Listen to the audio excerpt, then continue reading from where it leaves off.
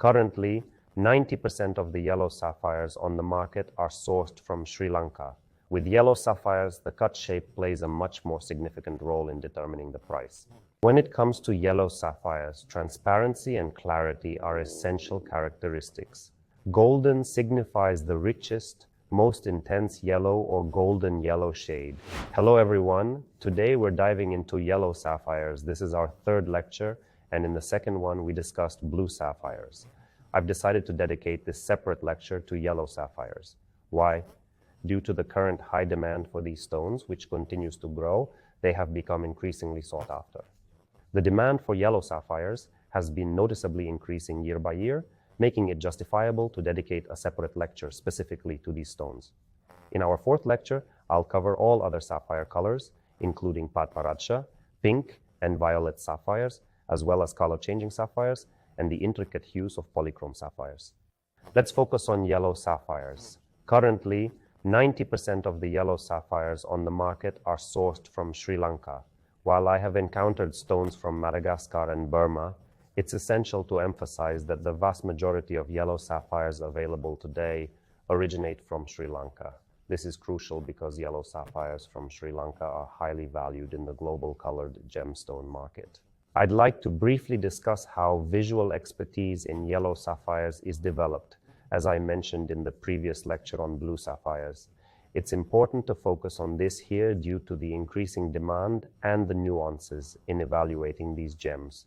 This is how our work in Bangkok unfolds during the stone selection and procurement process.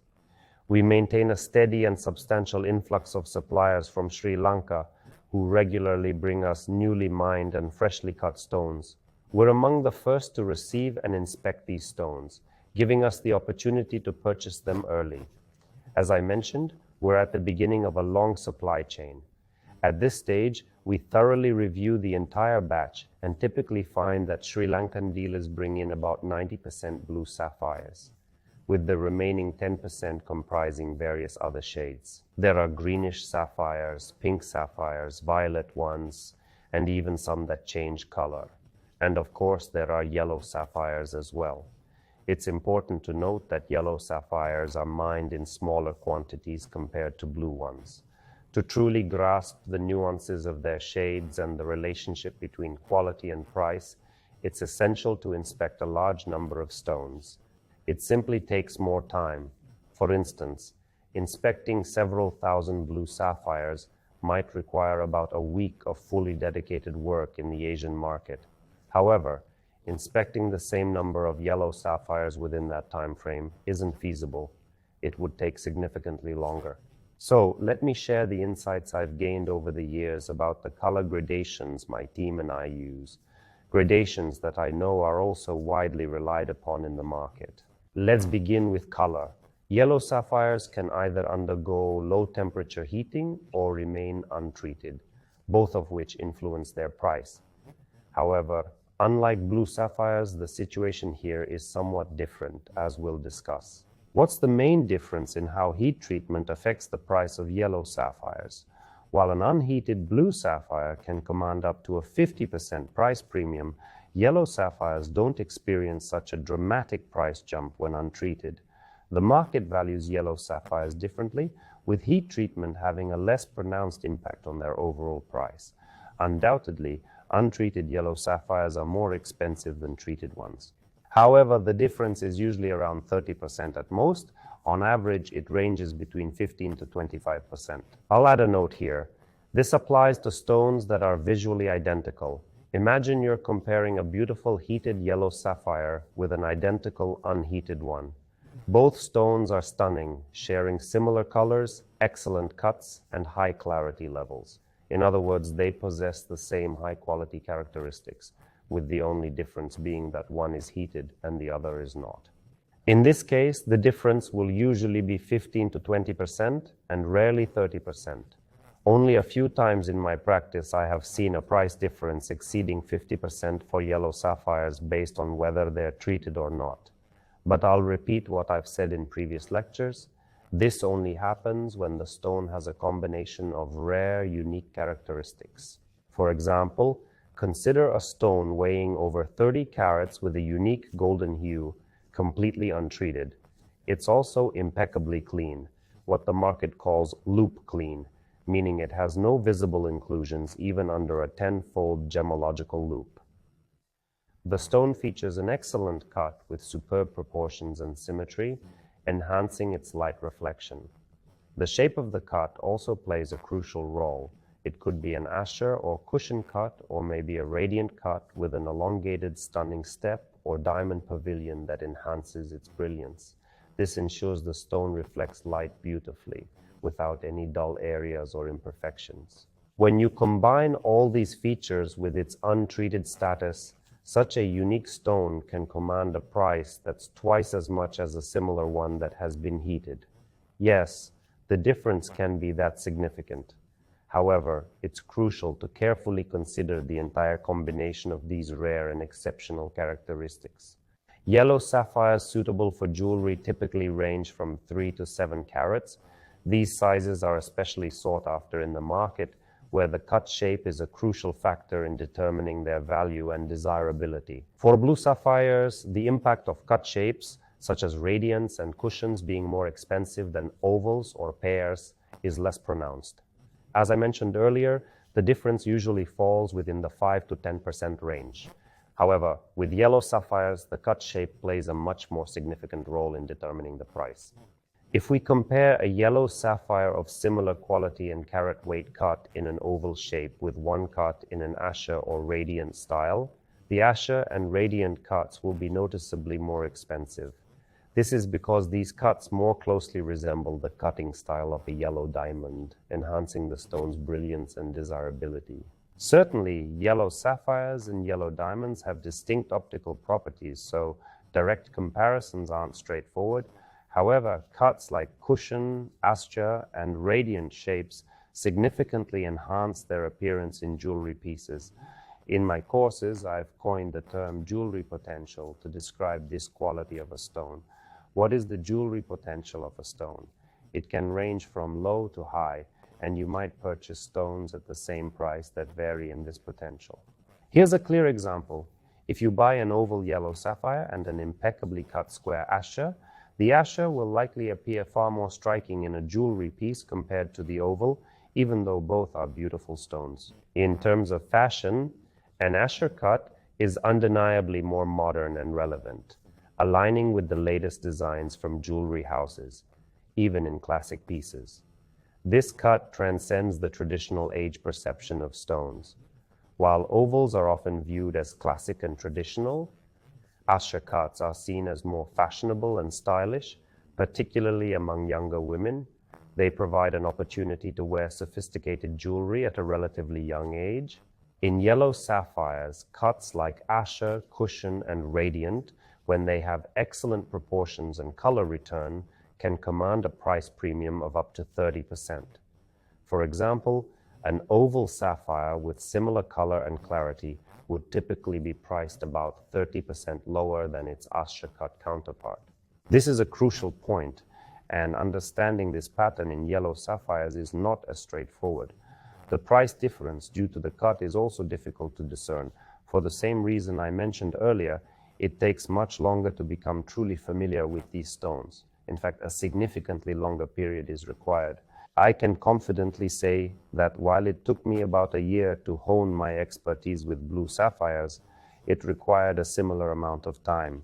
Despite my deep immersion in the field and spending most of last year in Bangkok working with gemstones daily to reach the same level of understanding with yellow sapphires, I realize that some may doubt this and argue that expertise can be refined at a jewelry exhibition.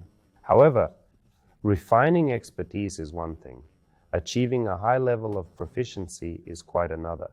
In previous lectures, we've discussed the difference between gaining expertise at a jewelry exhibition and developing on-site expertise in mining and processing these stones. When you follow the correct procedures, such as using proper lighting, investing the necessary time, and conducting extensive comparative analysis, where you can evaluate not just 3 yellow sapphires from one supplier, but 30, the depth of your understanding increases significantly. When you have the opportunity to compare a wide range of hues, assess 20 heated stones against 30 unheated ones, or even evaluate 100 or more stones over the course of a week, or perhaps 200, you can lay them all out, deliberate, make informed decisions, and conduct a thorough, comprehensive analysis. These opportunities are only available when you work directly in mining or cutting regions. For instance, in Sri Lanka itself, or in markets like Beryllium, as well as in Bangkok, a global hub for colored stones where gems from various countries converge before being distributed to major players in the market. Now, let's delve into what is perhaps the most crucial aspect, color grading. But before we do, a brief note on treatment. As we've discussed, many yellow sapphires undergo low temperature heating, commonly referred to as standard heat or Sri Lanka heat in expert reports from various laboratories. This treatment doesn't affect the price as significantly as it does for blue sapphires. For high-quality jewelry stones, the price difference can range up to 30% at most, with an average of 15 to 20%. These stones typically command prices in the thousands of dollars per carat. We're discussing stones of this jewelry-grade quality. When it comes to pricing, I'm providing you with wholesale rates that reflect where these stones can be sourced in Asia. Another treatment method for yellow sapphires involves what we might refer to as the yellow-orange range of sapphires. This treatment involves beryllium diffusion, where beryllium penetrates deeply into the stone's structure. Due to its smaller atomic size, beryllium extensively permeates the corundum crystal lattice, especially in smaller stones up to 2 or 3 carats. Detecting this treatment requires advanced and costly laboratory equipment, far beyond the capabilities of a microscope or loupe. In this process, a pale pink or nearly colorless sapphire can be transformed into a vibrant yellow or orange stone through this aggressive treatment method. However, it's important to note that stones treated in this way hold little to no value in the market. Despite their enhanced color, the aggressive nature of the treatment significantly diminishes their worth compared to naturally colored sapphires. There's considerable confusion and misinformation circulating, particularly among colleagues who argue that beryllium diffusion is beneficial. They claim it's effective because it doesn't merely alter the surface of the stone, but penetrates throughout its entire volume. Firstly, it's not aesthetically pleasing at all. If you have a keen eye, as I've mentioned before, you can easily spot the signs of beryllium diffusion. The reason is straightforward. Stones treated in this way exhibit an unnatural color that doesn't resemble their natural shade. In other words, the colors appear overly enhanced and artificial, lacking the authenticity of naturally colored stones. It's always obvious, without exception, provided your visual expertise is at a professional level. I can identify such treated stones instantly, but of course we don't deal with them. Our suppliers don't provide us with lower quality colored stones, such as titanium or beryllium diffused sapphires. We prioritize quality and authenticity, ensuring that the stones we handle maintain their natural integrity and value. We don't use these stones. That's our company policy. We do not sell them, we do not declare them anywhere, we do not use them in our products. For one simple reason I have already said, there is absolutely no value in these stones. Such stones cost dollars or tens of dollars per carat. I'm not delving into specific prices since it's not my area of expertise, but generally speaking, in the market for yellow-orange or pinkish-orange sapphires treated with beryllium diffusion, you're looking at prices ranging from approximately $20 to $50 per carat. It's clear that when it comes to larger stones, such as well-cut gems weighing 5 to 7 carats, no one would subject such rare and beautiful jewelry materials to treatments like titanium or beryllium diffusion, which are widely rejected by the global gemological community. These treatments are incompatible with the high standards expected for such exceptional stones. Typically, these harsh treatment methods are reserved for low-quality and smaller stones, which is where beryllium diffusion finds its niche. Detecting this treatment visually or with a loupe is nearly impossible unless you have a finely tuned eye for the natural hues and characteristics of yellow sapphires. That's where visual expertise becomes crucial. In reputable laboratories, advanced gemological equipment can detect the presence of beryllium in a stone's composition. By analyzing the spectrum, experts can identify significant amounts of beryllium in corundum, amounts that wouldn't naturally occur in sapphires.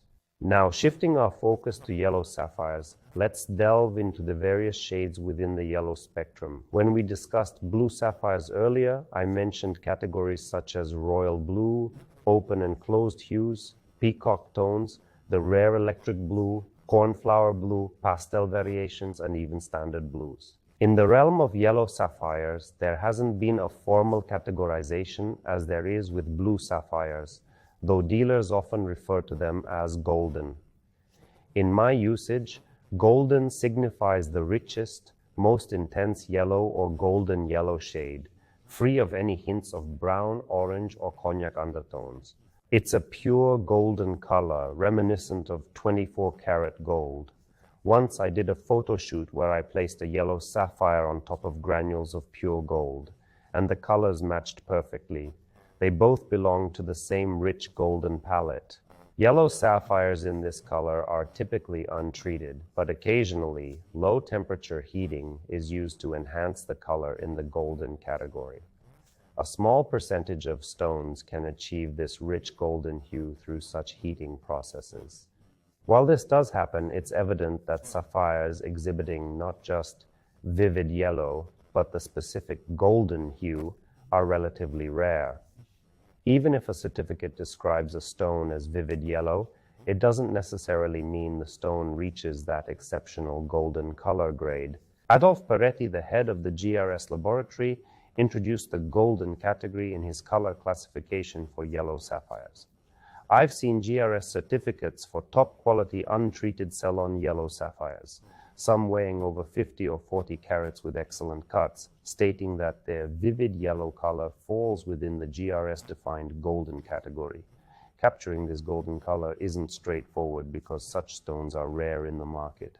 There was some confusion among dealers, and the term didn't widely catch on within the GRS system. Nowadays, certificates typically describe these stones as vivid yellow or intensely bright yellow. However, experienced dealers, especially Sri Lankans who specialize in sapphires, can easily identify this specific golden hue. This golden hue certainly commands a higher price compared to similarly saturated yellow sapphires, typically around 15 to 30% more and sometimes even up to 100%.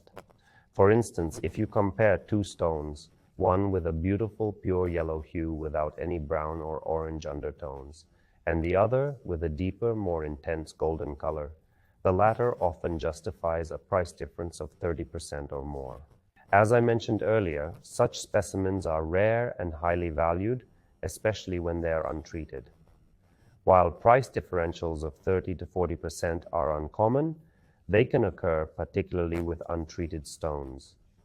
This makes the golden category highly coveted in the global market, though it's not universally appreciated by all buyers. Based on my personal experience when discussing the spectrum of gold and yellow sapphires, many buyers have a deep appreciation for the intense golden hue. They recognize its rarity, uniqueness, and top-tier quality among yellow sapphires, particularly when it's a natural untreated stone. However, most people tend to prefer softer golden shades, which are often classified as vivid yellow.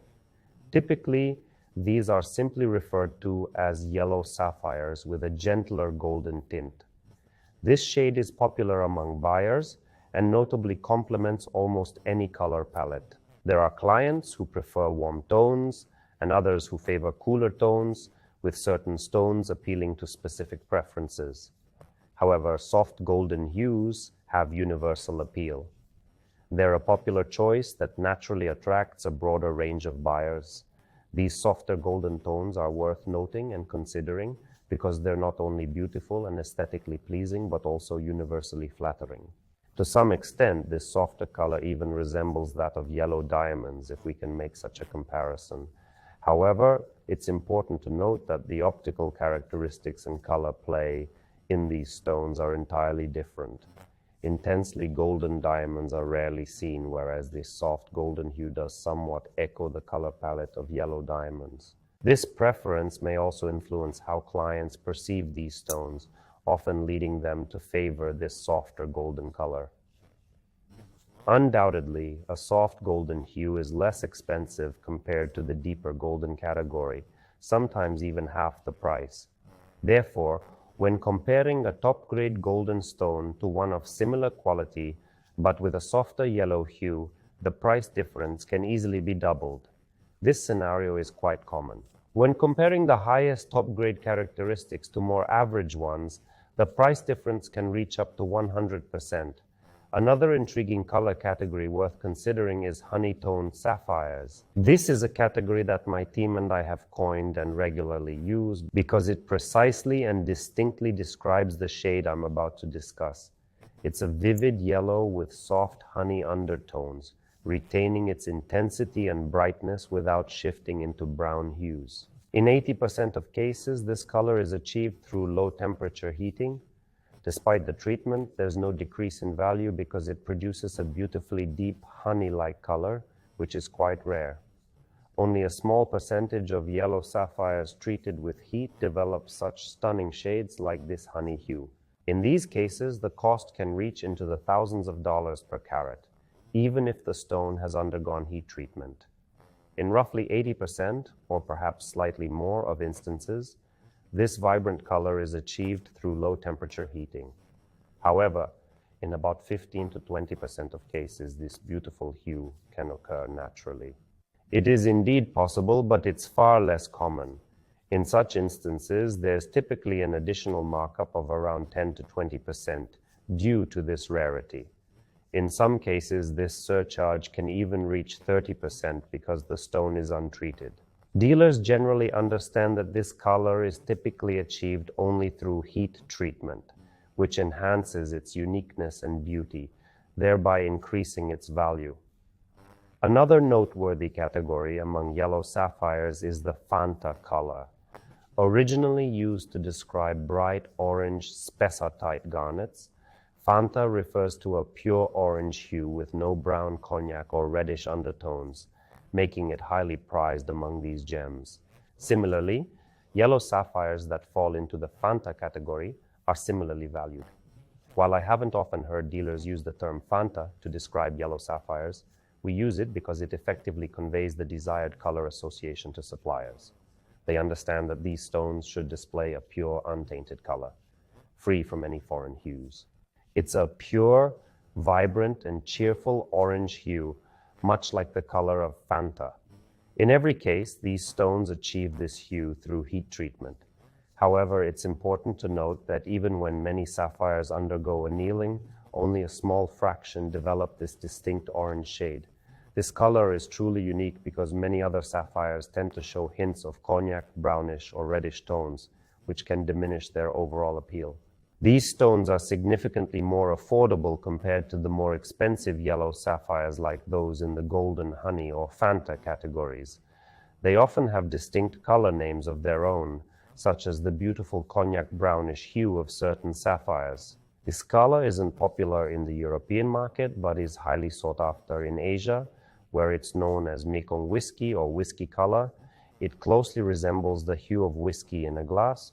While this color category holds its own significance, it tends to be valued less in the global market, primarily due to its stronger regional demand in Asia.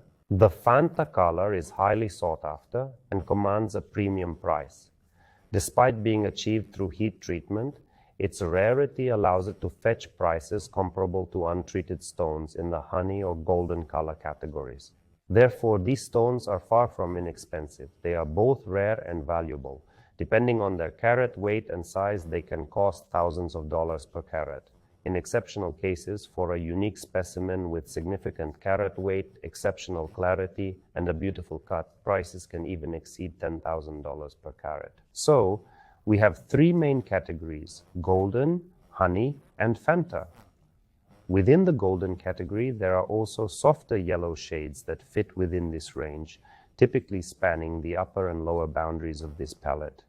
These lighter golden shades fall within the golden range because they exhibit a pure yellowish gold hue without any other color undertones. In contrast, honey sapphires possess a distinct warm hue reminiscent of honey, which sets them apart with their unique and inviting appearance. Fanta is a distinct and vibrant bright orange color, almost like a burst of light. Each of these colors, golden, honey, and Fanta, has its own unique demand and appeals to specific buyers. These three color categories stand out from the rest of yellow sapphires. Typically, yellow sapphires that don't fit into any of these categories are often less expensive and less visually appealing. These pale, yellowish tones don't enhance the wearer when set in jewelry. That's a given, so we don't even consider such stones for our work. As I mentioned earlier, we also steer clear of beryllium diffusion, which we find entirely unsuitable for use in fine jewelry. It holds no value. Overall, I've covered the pricing categories and color grades of yellow sapphires, emphasizing the challenges of working with them due to the extensive visual expertise required in this category of gemstones. I've also discussed how the cut shape plays a significant role in determining the cost of yellow sapphires, highlighting the strong influence this factor has on pricing. I've explained how enhancements, such as heat treatment, impact the cost. In conclusion, I'd like to add one more point. Although yellow sapphires are less common for us compared to blue ones, they are often found in larger carat weights. I've handled stones weighing over 100 carats, as well as those at 90, 80, 40, and 30 carats. Such large carat weights are more common in yellow sapphires than in blues. One crucial point to note in conclusion is clarity. Unlike blue sapphires, which can often mask internal veils, mineral inclusions, symmetry deviations in cutting, and even zoning due to their dense color, yellow sapphires tend to reveal these characteristics more prominently. When it comes to yellow sapphires, transparency and clarity are essential characteristics. The yellow hue doesn't hide mineral inclusions. Even slight veils like fingerprints under the facets remain noticeable. High clarity is highly valued in yellow sapphires, with the most common expectation being visual cleanliness to the naked eye. Visually, when holding the stone about 30 to 40 centimeters from your face and gently swaying it, there should be no visible imperfections. While you might detect some minor inclusions at the edges under a loupe, these should be imperceptible to the naked eye. Maintaining high clarity in yellow sapphires is crucial, as any presence of rutile residues, silk, or mineral inclusions inevitably diminishes their value. I can't specify the exact percentage by which value is reduced, as it varies depending on factors like the visibility and location of the inclusion and how it affects the overall perception of the stone. Each stone requires individual assessment. However, clarity standards are more stringent for yellow sapphires compared to blue ones. It's essential to emphasize that yellow sapphires must appear visually clean, as this level of clarity is highly prized in these gems. That concludes our discussion on yellow sapphires, which was our third lecture. In the next lecture, we'll explore other sapphire colors. Thank you for watching. If you appreciate expert advice on gemstones, be sure to subscribe for more guidance on choosing and understanding their true value. If you found this video helpful, give it a like and don't forget to hit the bell icon to stay updated on the latest trends in the gemstone market.